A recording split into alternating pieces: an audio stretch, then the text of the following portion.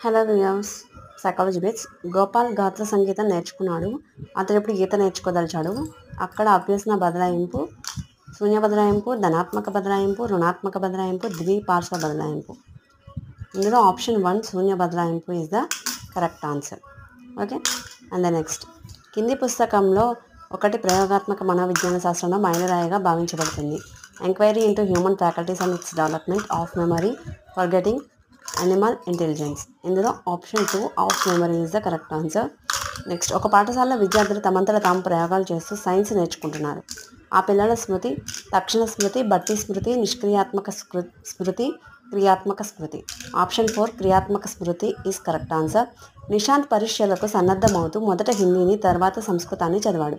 అతను హిందీ పరీక్ష రాస్తుండగా అతనికి సంస్కృతం మాత్రమే గుర్తుకు వచ్చింది. దీనికి కారణం దమనం, పురోగమన అవరోధం, తిరోగమన అవరోధం, జైగానిక్ ప్రభావం. తిరోగమన అవరోధం. మానవ మనుగడకు తప్పనిసరి అయిన అవసరాలను మాస్లో ఇలా అన్నాడు.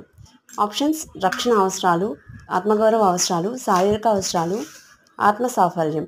ఇందులో ఆప్షన్ 3 ఈజ్ కరెక్ట్ ఆన్సర్. ఒక చిలుక జ్యోతిష్యుడు తన కుడిచేయి కదిపినప్పుడు చిలుక కార్డును తీసేలా శిక్షణ ఇచ్చాడు. అయితే ఆ చిలుక ఎవరు కుడిచేయి కదిపినా కార్డు తీయసాగింది. దీనికి కారణం ఉద్దీపన సామాన్యీకరణ, ఉద్దీపన విచక్షణ, అయత్న సిద్ధనాస్త్యము, విరమణము. ఇందులో ఆప్షన్ 1 ఉద్దీపన సామాన్యీకరణ. కింద పునర్బలన పద్ధతుల్లో స్కిన్నర్ ప్రతిపాదించింది: స్థిరకాల వ్యవధుల్లో పునర్బలనం, స్థిర నిష్పత్తిలో పునర్బలనం, నిరంతర పునర్బలనం, సాంఘిక పునర్బలనం. ఆప్షన్ 4 సాంఘిక పునర్బలనం ఇస్ ద కరెక్ట్ ఆన్సర్. పరిశీలన అభ్యాసంలో 3వ సోపానం అవధానం, నిష్పాదన, ధారణ, పునర్బలనం.